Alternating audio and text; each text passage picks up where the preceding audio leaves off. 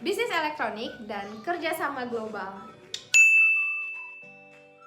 Sebelum menuju pembahasan selanjutnya, kali ini saya akan memberikan sebuah studi kasus, yaitu pada perusahaan telekomunikasi yang ada di Kanada bernama Telus. Nah, perusahaan Telus ini menginginkan bahwa semua masyarakat yang ada di Kanada itu terhubung ke seluruh dunia. Nah, fokus utama pada perusahaan Telus ini yaitu pembentukan pendidikan manajemen tim yang berkelanjutan, kolaboratif, dan terhubung. Nah, perusahaan Telus ini masuk ke dalam kategori perusahaan tua loh. Nah, perusahaan Telus ini juga menginginkan untuk menjadi sebuah perusahaan telekomunikasi yang terus mengikuti zaman dari waktu ke waktu. Karena perusahaan Telus ingin menjadi sebuah perusahaan telekomunikasi yang naik dari waktu ke waktu, maka dibutuhkan sebuah proses bisnis yang tepat dan akurat. Yuk kita bahas! Nah, kalau tadi kita udah ngebahas mengenai proses bisnis, sekarang kita membahas mengenai jenis-jenis sistem informasi. Nah, jenis-jenis sistem informasi ini kita bagi 3. Nah, yang pertama merupakan sistem-sistem untuk kelompok manajemen yang berbeda. Yang kedua, sistem untuk mengelompokkan perusahaan yang terhubung. Dan yang ketiga, yaitu e-business, e-commerce, dan e-government.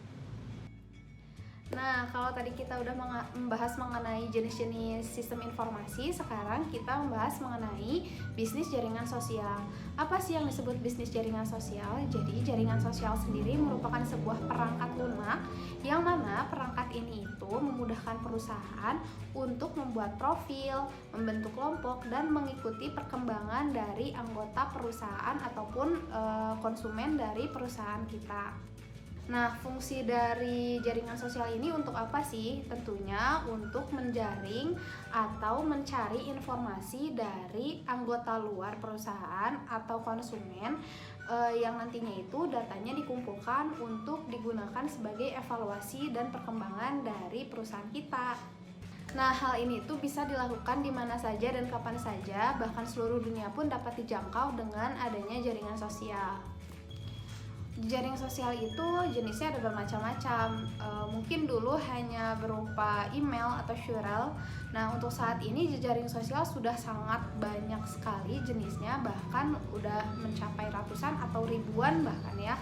Seperti ada Facebook, Twitter, Instagram, Shopee, bahkan itu bisa menjadi satu jejaring sosial juga untuk dalam bisnis gitu ya.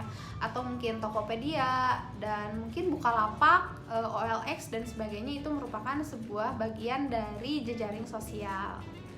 Nah, terus apa sih pentingnya sistem informasi yang berkaitan dengan jejaring sosial, bahkan berkaitan dengan sebuah proses bisnis? Pelaku bisnis jejaring sosial menggunakan platform jejaring sosial baik di dalam ataupun di luar perusahaan, melibatkan karyawan, pelanggan, ataupun pemasok guna untuk memperbaiki sistem kolaborasi yang mereka anut.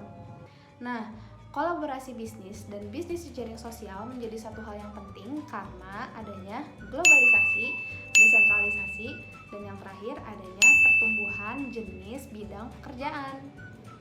Nah, inti materi dari bab mengenai bisnis elektronik dan jejaring sosial yaitu diperlukan sebuah proses bisnis yang baik dan benar pada suatu perusahaan, sehingga dengan adanya proses bisnis yang baik dan benar itu nantinya akan berjalan menjadi sebuah kolaborasi. Dari kolaborasi ini nantinya akan berkesinambungan kepada jejaring sosial pada perusahaan masing-masing. Maka dari itu, poin penting yang harus kita garis bawahi yaitu memiliki proses bisnis yang baik dan benar untuk suatu perusahaan.